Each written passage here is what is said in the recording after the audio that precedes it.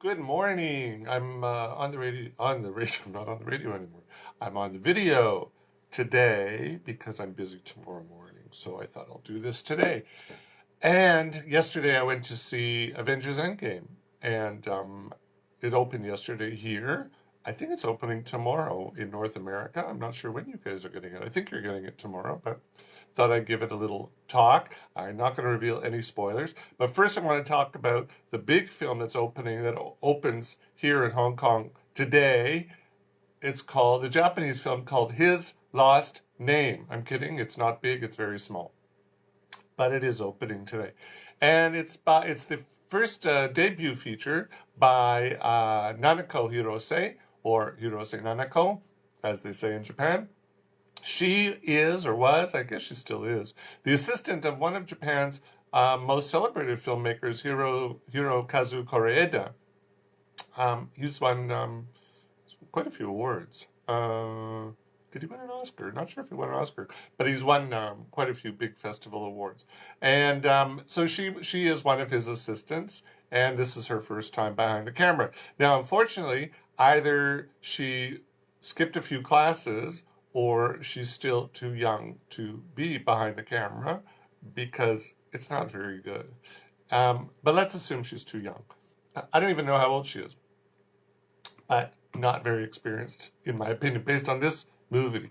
The story is a fellow by the name of Tetsuro, who's played by Kaoru Kobayashi. He was the guy, he was the master in Midnight Diner and Midnight Diner 2. Loved those movies. So that's him. So Tetsuro is a middle-aged man. He's living somewhere in central Japan, in a small town in central Japan. I actually know where they filmed it because I could see there's one scene where they show a bus stop, and I could read the Japanese characters, and so I looked it up on Google Maps. So it's actually north of Osaka, almost on the north shore of Japan. I don't know what you call that part of Japan, but let's call it central Japan. And while walking near the river one chilly winter day, he spots a young man who is played by Yuya Yagira, who I'll talk about him in a bit. And he's lying unconscious near the cold water. So Tetsuro takes the young man home. He nurses him back to health, and eventually the young man tells Tetsuro that his name is Shinichi, which just so happens to be the same name as Tetsuro's son, who died a few years earlier in a car accident along with Tetsuro's wife. So Tetsuro gives Shinichi a job in his furniture workshop, and the young man begins to fit in with his benefactor and his colleagues. But Shinichi isn't his real name, and his being in this small town is no accident. So that's what the story's about. Now, I'd like to say, and I wished as I was watching this, that this was a crack mystery thriller. It certainly had the potential. You have this guy who looks sweet, and talks nice, but maybe he's a killer inside. Doesn't happen. So that was a disappointment. So then I thought, as I'm watching this film, I'm thinking, okay, this is a story about redemption. This is Shinichi, or whatever his name is. He wants a second chance. Something happened. He wants a second chance at life, and Tetsuro wants a second chance to make things right with his son. That doesn't happen either. It almost happens, but doesn't happen either. This is a story about, I don't know. This is a story about a young man who can't seem to do anything right. He can't even kill himself right. So, it was like, what the F is the story about? There's no growth here. There's no great revelations here. It's like, bleh, and it just, whatever is about it, it's not very interesting. And compounding the film's message is, now I'll talk about Yagira, is his performance, which is as wooden as the tables that they're making in the woodworking shop. Now, it's amazing. This actor, he won the Best Actor Award at the 2004 Cannes Film Festival for his first film that he was in. It was a film by Koreeda called Nobody Knows. I can't believe that this is the same actor. This guy is horrible. And I don't know, let's blame the director on this. I'm going to blame the director because there's this huge plot hole that's like, smack dab in the middle. And the problem is that something happened in this village a few years earlier that involved Shinichi, and nobody seems to remember. You know, this is a small town. Nobody seems to remember this big event that happened a few years earlier.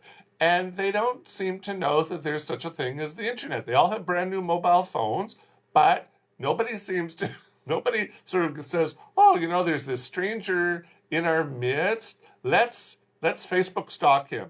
Or even when somebody, you know, one of the characters, not even the major character, but a minor character, recognizes or thinks she recognizes him, that she thinks she knows who he is, nobody goes, ooh, let's Google him, you know? Because had they looked him up, they would know who he is. It was a pretty major event in this town. And so it's like, you know, so you all have amnesia. It's collective amnesia. So I think, you know, the story is bad, direction is bad, performance is bad. Well, not all the performances, because there were two good performances. I thought Kobayashi Tetsuro, I thought he was good, though not as good as in Midnight Diner and Midnight Diner 2. And there was the young rapper who has the wonderful name of Young Dice, D-A-I-S, Daisu, Young Daisu in Japanese. I don't know what his real name is, but clearly not Young Dice. I thought he was really good. I think, you know, they should have made the film around him. He was a much better actor. The rest of the film was a dud. So, you know, this film, it's as I said, it's opening today. It's opening against this tiny film called Avengers Endgame. It won't stand a chance in the box office, and it will be gone from our cinemas, and rightly so, probably by next week, if not sooner, and will end up on a certain streaming service here in Hong Kong, which just happens to be owned by the distributor, and I won't mention the name. You know what? This could have been a good film. It could have been with a better story and a more experienced director. It's not. So skip it. Skip it. Skip it. It's called His Lost Name. Okay, now, the big film that opened yesterday in Hong Kong, Avengers Endgame. I saw it yesterday afternoon. Oh, I got something in my eye. The press screening was last night at 10 o'clock. And as you may know, it's a 3-hour and 2-minute movie, and which means it would have ended nothing. Whenever this distributor organizes a press screening, it never starts on time. Plus, it's in the IMAX theater where the access to get out. God forbid there should ever be a fire there. I think, you know, you're going to have hundreds of people dying because the access is so poor there. I don't know how they got past. Well, I know how they got past the fire code because of corruption here in Hong Kong. But honestly, it scares me every time that everybody's streaming out at the same time, and I think, God forbid, there should be a fire. Anyhow, so it was going to start at 10 o'clock, which means like 10:15, 3-hour movie, finishing just after 1:15. I thought, and then, you know, our subway stops at 1 o'clock. And I thought, I'm not taking a taxi home because it would be a lot of money. And I thought, screw that. I'm going to go see the movie in the afternoon.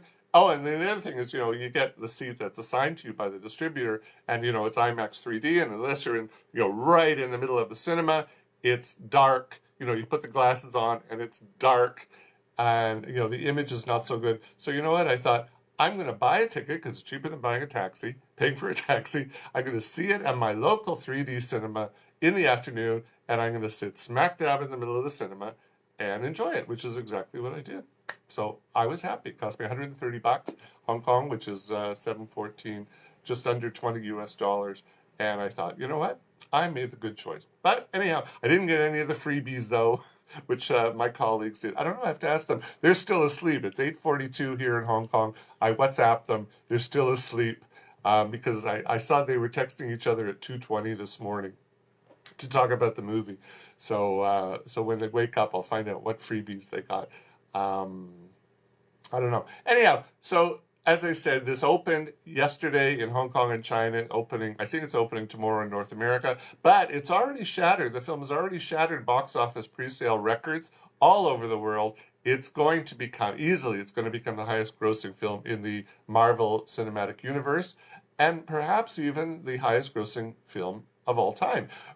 Just FYI, Avatar is #1. It has a worldwide gross. I didn't realize worldwide gross of $2.78 million. That's amazing. And Avengers Infinity War is #4, sitting at #4. I'm surprised. I think like one of the Star Wars ones, and Titanic. Titanic is number 2. Incredible. Well, I know why, because so many people here saw it multiple times. So that's why. So the big question is it worth the hype and its 182-minute running time? Well, before I get to that, I'm going to talk about how we got to this point. And I'm going to mention things about Avengers Infinity War, the last film. So if you haven't seen that film, stick your fingers in your ear and go la la la. And I'm going to go like this, and then you can take your fingers out. All right. So here's what happened in the last film. When we last left our super friends, Thanos, who's played by Josh Brolin, he put on the Infinity Gauntlet that was full of the 6 Infinity Stones, and with the snap of his fingers, half of the life forms in the known universe turned to dust and blew away. So gone were Spider-Man, Black Panther, Doctor Strange, Peter Quill, Loki, I would say Loki, who else? Nick Fury, and quite a few others. Meanwhile, Ant-Man was trapped inside the quantum realm because Hope, the wasp, who's Hope Van Dyne, she was supposed to take him out, but she disappeared as well. And Iron Man and Nebula were stuck in space with limited fuel, food, and air. Okay, now you can take your fingers out. All right. Now, I'm not going to reveal any spoilers here, so don't worry. As Avengers Endgame opens, it's now 3 weeks later, and the surviving Avengers, who are Black Widow, played by Scarlett Johansson, Captain America, played by Chris Evans, the Hulk, played by Mark Ruffalo, and War Machine, played by Don Cheadle, still early, hold on, they're in an understandable funk because everybody's dead. Well, half of the planet, half of the universe is dead. Until Tony and Nebula return. They are brought back by a new ally, Captain Marvel, played by Brie Larson. But she's got bigger fish to fry, so she takes off. Now, fast forward 5 years. Now, Scott returns from the quantum realm, and he has the idea to use the quantum realm as a time machine. And at that point, there's lots of quips about movies, about time machines, quite good. And his idea is to get the Infinity Stones before Thanos does and bring their friends back. Now, this was one of the big fan theories. I don't want to say I never do. I rarely read all these fan theories, but that one did cross my vision, and people who said that's what was going to happen, they're right. That's exactly what happens. So Tony, though, thinks the idea is too risky, so the group turns to Hulk to science the shit out of it, and he does, with Tony's help in the end. But before they use it, Hulk heads off with Rocket, voiced by Bradley Cooper, to New Asgard to bring Thor, played by Chris Hemsworth, back. Now, Thor, though, has been busy for the past 5 years, and he may not be up for what's expected to be a good fight. That's all I'm going to say about the story. Now, I was not a huge fan of Avengers Infinity War. I thought it was long. I thought it was bloated. I didn't like that everybody had to have 5 minutes of screen time. I counted back then there were 33 characters, and they all had on average 5 minutes of screen time. And I thought this one's going to be more of the same. This one's going to be worse because it's 30 minutes longer. It's 3 hours and 2 minutes long. I thought this is going to be even worse. By the way, if you think when you go, don't buy that large soda because you're going to regret it. There's 2 people next to me. We're going to the toilet every 20 minutes. So, but even better is as soon as the lights came up at the end, like all the guys and many girls just like bolted to the toilet. Because, 3 hours is a long time to sit. Okay, anyhow. I was sure that this film would be more of the same. But you know what? It's not. I was really surprised. For a 3-hour film, it's surprisingly lean. The pace is pretty fast. There's a couple of places where it drags a little bit, but it's pretty fast. The directors, Anthony and Joe Russo, the brothers Russo, who did Infinity War, they moved the action along. So and also they tied up at least, I was trying to count, at least a half a dozen story arcs in the process. So I thought they didn't write the film. I can't remember who the 2 writers were, but I thought it was a well-written film. Okay. And although it drags a little bit, I thought really well done. It took 21 films to get to this point. So this is number 22. I thought the brothers Russo were very respectful of everything that came before. You didn't sit, look, and I'm not a Marvel, you're going to have the Marvel Cinematic Universe geeks going, but I didn't see any of that. I thought good for them. They took everything that happened before. They were thoughtful of it, and they wrote really good story arcs and wrapping things up for a good half dozen of the characters. So I thought, well done. Look, I can't believe I actually enjoyed the film. I was shocked. you know, I'm not a Marvel fanboy, but I like the film. So it's not going to win any Oscars, but it is well done popcorn entertainment. So I like it.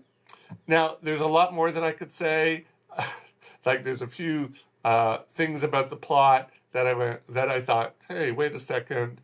There is one in particular, but I'm not going to mention it because that would be a spoiler. I'm going to discuss it with my colleagues when they wake up. I've already WhatsApped them saying, but what about that? And there's something about the trailer that bugs me, and I'm on to them about that as well. So I'm not going to talk about those things. All I will say is go see it. The ticket prices are crazy expensive.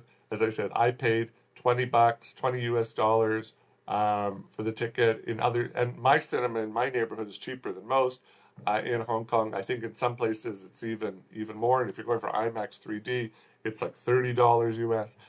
It's worth it. I don't know if it's worth seeing in IMAX 3D, but certainly it's worth seeing it in 3D. It was enjoyable. So I say congratulations. This was a good film, not Oscar winning, but good. So I give it a thumbs up. That's it for today. Yeah, next week I can't remember. I haven't seen next week's film yet. I'm going to see it later.